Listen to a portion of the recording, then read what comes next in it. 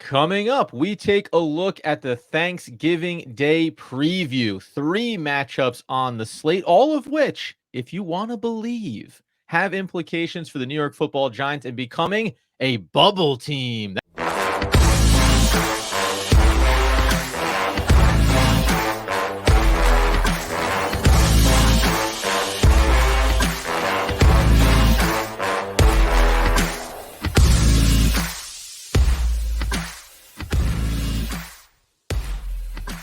Yes, my friends, it's OGP, the One Giant Podcast, where we're your hosts. Over here, Adam Arbrecht, over there, Andrew Makowitz, and it is gobble gobble turkey bowl time for the NFL. 3 games I mentioned there, Andy, on Thursday. We're going to get into those. We're going to paint a picture. I think that if you can call something bubble bound, it means that it has value. If you can, the right name, branding matters, Andrew. So we're going to paint that picture where the Giants maybe just have something interesting over the back half of their season. Also, a note about Andrew Thomas, which I find, frankly, very concerning. But how excited are you, Andy, even beyond the games? Beyond the games, we know it's also about family. It's about friends. It's about time together. You say bubble bound, you want to be as ambiguous as possible with like what it actually means That's because you right. don't want to say like implications for X or Y. You actually just want to say like in the hunt. What does in the hunt mean? I don't know. You're hunting for something, you're moving towards something. So, yes, in the hunt, bubble bound, squint long enough, maybe you're telling me there's a chance. That's how I feel on that piece. But Adam, is Thanksgiving where do you rank Thanksgiving on all the holidays? Because like I know you are a big, 4th of July and summertime guy around the pool barbecuing. So that's your Mm. sweet spot.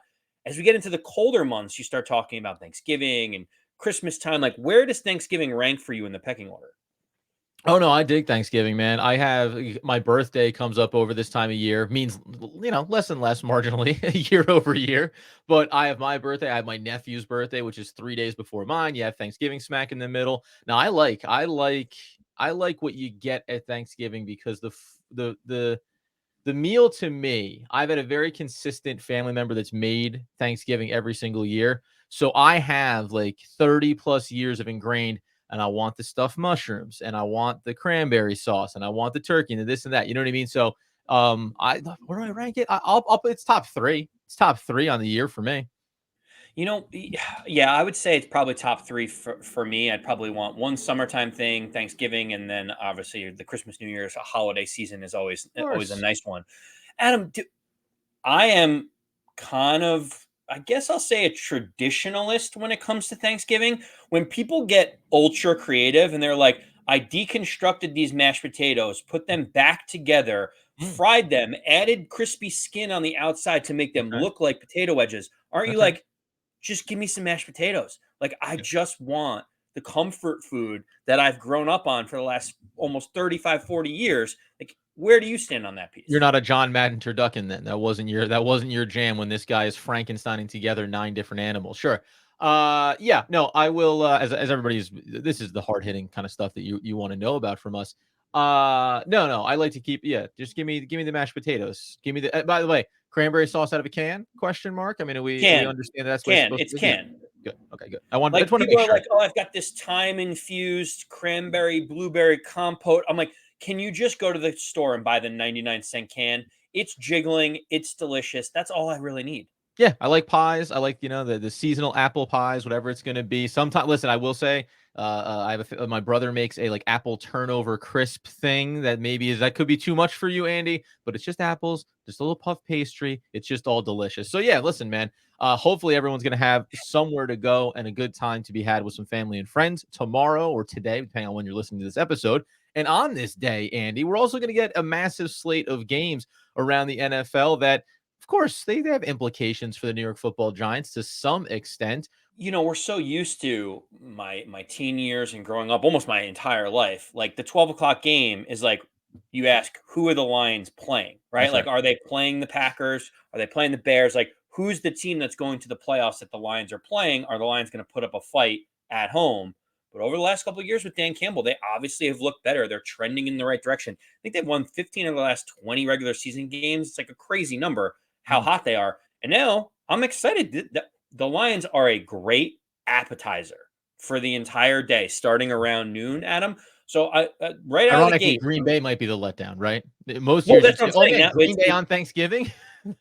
we've gone 20 something years, 25 years straight of Brett Favre into Aaron Rodgers. They've always been competitive. The Packers have been, and the Lions have been the doormat of the league. You can almost kind of reverse it and you say, this game will tell me more about the Packers than it will the Lions. I think we're both confident the Lions are going to make the playoffs. They're probably going to host a first round game. They're trying to figure out a way if they can even get to the 1 seed, which would be unthinkable.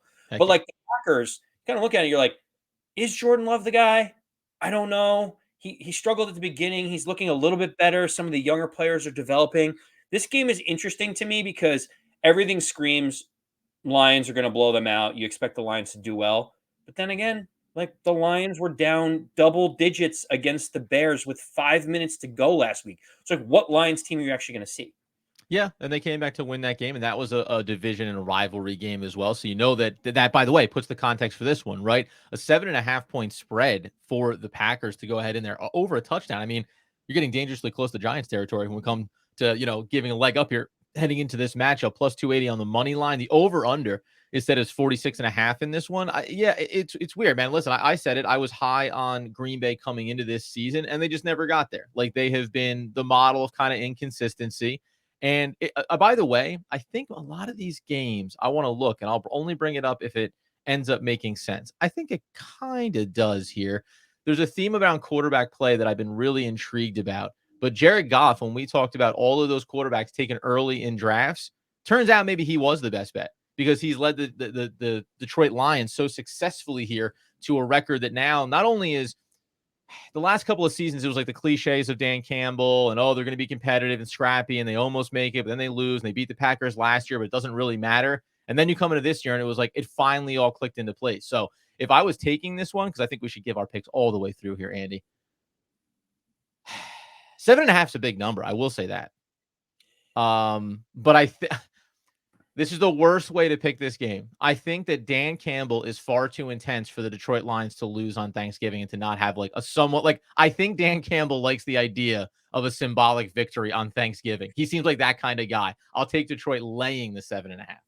You know, I'll take the other side of it. It's a Hmm, Thursday game. It's a short game. sure. Over a touchdown in a division game on a short week. Like That's weird right. things happen on these short week games. I don't know. Give me the 7.5. I obviously want to root for the Lions. It'd be great to see them win by going away and everyone has a big party. I don't know. Like it feels like everyone in the betting public is going to bet the Lions because why wouldn't you? Give me the pack getting 7.5. First bubble bound implication here is the Green Bay Packers, as we all know. Now, when Andy said at the top, bubble bound, because it just means you could be a top 10 seed. Yeah, that's right. Top 10 seed in the NFC. And that would qualify as being bubble bound. The Packers are currently 8th. They are the highest team there, just outside of the wild card at 4-6. So if Detroit wins this game and they lay those points, all of a sudden the Packers fall to 4-7. And we know that at least opens up some type of door for a 3-8 Giants team. We'll continue to talk about that along the way. Go ahead, Andy.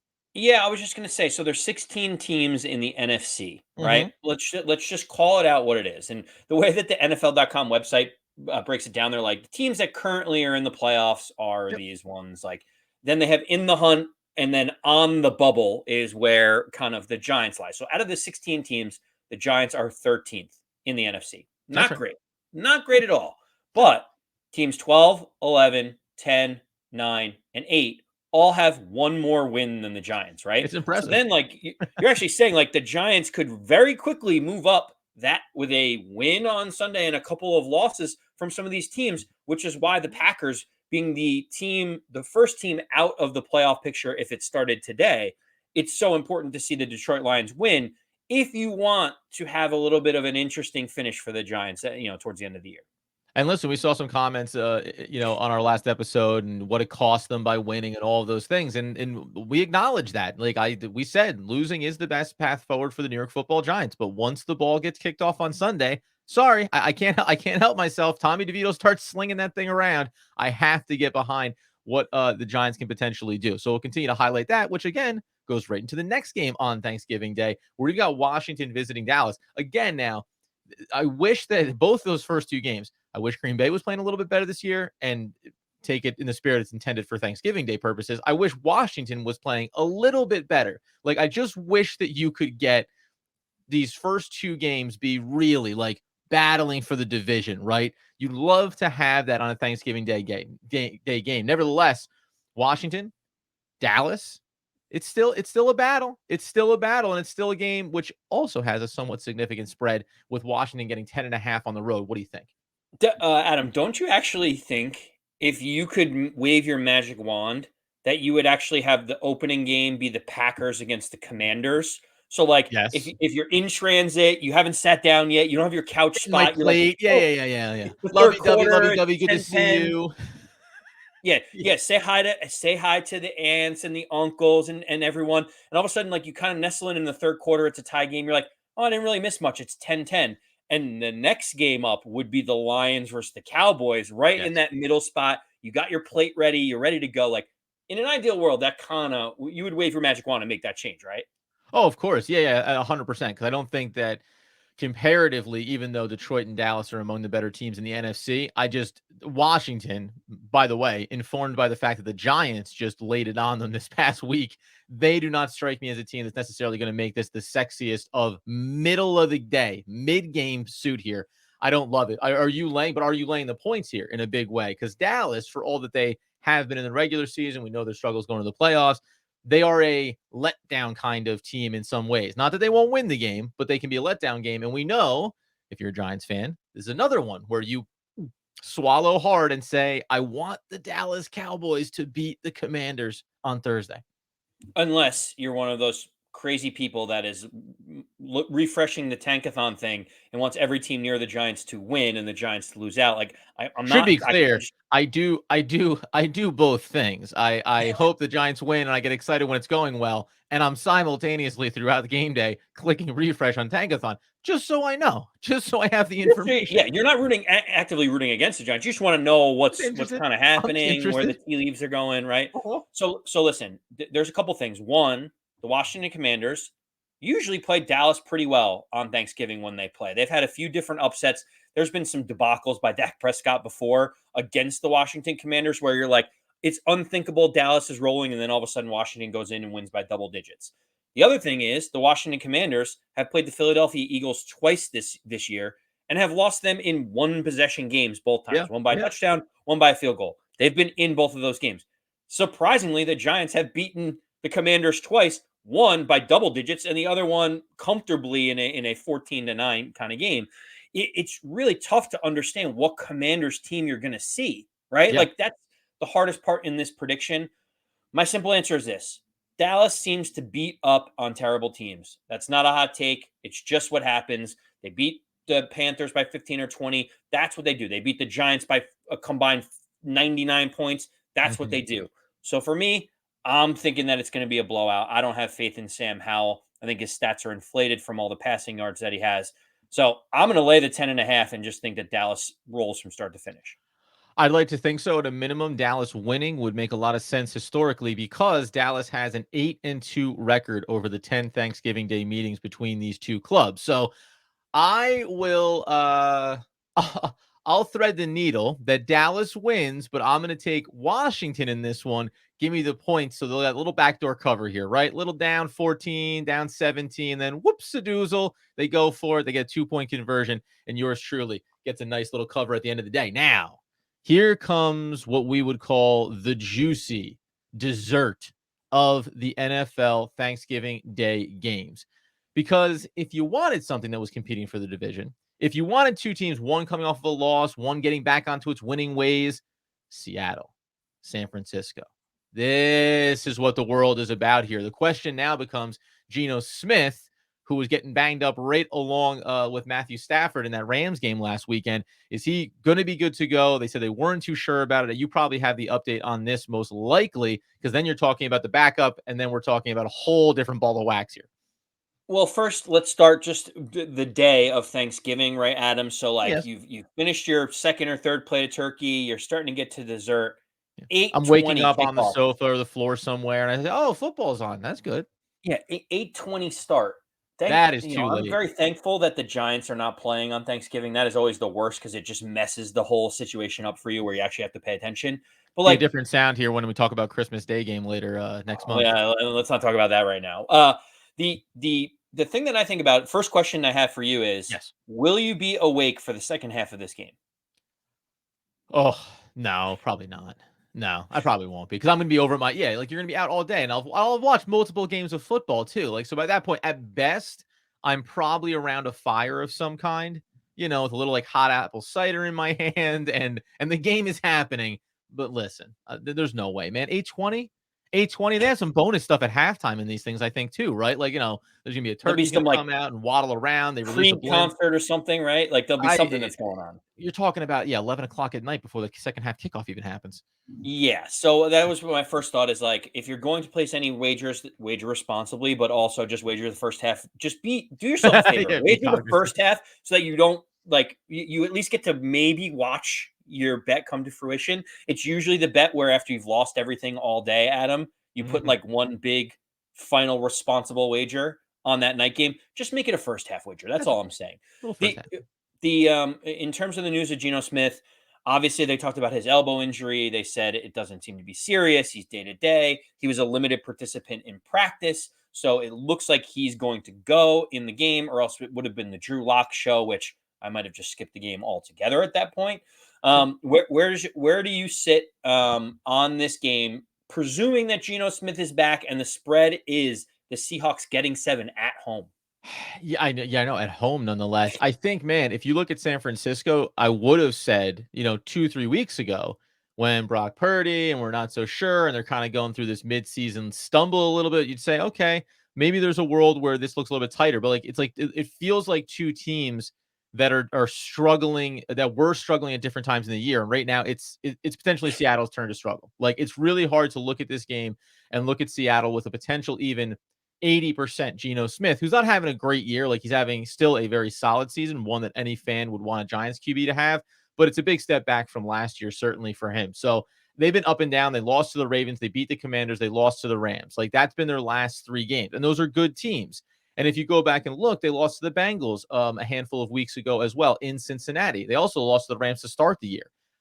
My suspicion is that Seattle is more of a beat the bad teams kind of team this year, and San Francisco is not a bad team. And San Francisco is rolling. And San Francisco wants that number 1 seed if they can get there. And the Eagles just won, and they're 9-1 now at the top of the NFC. So this just feels like the 49ers are going to be on a bit of a warpath here down the stretch of the year. So I would take the 49ers laying those 7.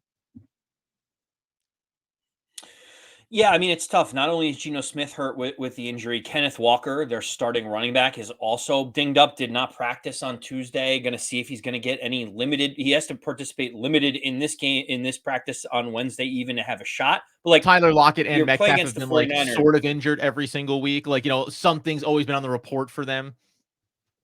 Yes, exactly. So, like, you're talking about all of their offensive weapons being dinged up just a little bit. San Francisco looks to be getting back on track. Brock Purdy had a perfect quarterback rating Yeah. last game. Like, he literally looked amazing, and he seems to be getting back in form. This is one of those where it's like, how could anyone take the Seahawks given the Seahawks slow decline, Geno Smith hurt, and Brock Purdy looking great? Here's your guy. I'm not going to be the fool to do it. Oh, I'm not going to be the fool to do it. you said no. Okay. While we disagree on the first two, give me San Francisco as well. I think they win this game going away. Yeah, unfortunately, and not just doesn't feel like a very exciting. Also, I don't San Francisco. You can get me to buy into. They're one of the old school teams of the NFL. But San Francisco, Seattle, I know it's a division game. It doesn't scream Thanksgiving to me. Like it just doesn't. Pittsburgh Steelers scream Thanksgiving to me, or like you know what I mean. Like there's just certain teams you want to see. Now I understand that the NFL went with like these division games, so understood. You can only pull from so many here. Remember the one year I think Miami played on Thanksgiving the one year, and it was like I don't know. Dolphins. I can't. It doesn't all add up here. So that one's going to be a hard one for me to Yeah, swallow. Jacksonville Jaguars. You're like, don't give me a warm weather team when I'm like I'm wearing like 3 layers of sweatpants and it's cold outside. Like, don't give me the beach teams, okay? And frankly, while this would not be appealing this season in particular, you can make the case that the game for the Giants, New England, like Patriots, Giants, that would be kind of a fun Thanksgiving Day game. We're not going to see it. We're all thankful for that. There are two schools of thought here. Okay. If you are still wanting the rest of the season for the Giants to be interesting, in terms of like on the bubble, in the hunt, whatever amorphous things you want to say, then you are rooting for the Detroit Lions, Dallas Cowboys, and San Francisco 49ers. That's right. If you are fully focused on the 2024 NFL draft and you just want the Giants to get the best draft pick they possibly can, then you, my friend, are rooting for all underdogs, and you are hoping and praying that the Packers, the Washington Commanders, and the Seattle Seahawks can pull it out. So, Adam, knowing that, I think it's very simple. You sit back, you decide which path you want to take, which journey you want to go down upon. Grab yourself a nice heaping plate of turkey, maybe a glass of red wine or two, and tuck in with family, my friend. Dude, it's going to be a great day, primarily because of that. Spending some time with some family and friends, having some really good food. Yes, watching some football. And thankfully, it's not the Giants, so you don't have to get overly stressed about it. And to your point, those are three teams inside of those games that if they all lose, it at least makes it a little more interesting for one more week where we say, Tommy DeVito leading the Giants to the bubble? Because that's as far as we can go. We can't say in the hunt. We can't say they're going to be anywhere near that thing. We wouldn't dare do that. But Tommy DeVito leading the Giants to a top 10 seed? Sit back on Thanksgiving and dream a little dream about that. 10th place. 10th place. We'll be back on the weekend here, giving you the preview of the Giants game as well, obviously, talking about a very alarming update around one Andrew Thomas and his injuries that could be a big factor going forward. What does it all mean for Big Blue? How can they control their own destiny? And what games on Sunday can again impact where they stand over there in the quote playoff picture? Until next time, though, enjoy Thanksgiving, enjoy the food, enjoy the family, and as Andrew Makowitz would want, need, and nay, demand the people know. As always, let's go Big Blue.